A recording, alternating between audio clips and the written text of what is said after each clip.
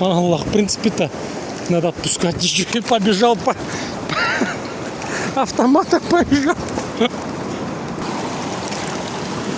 Давай домой.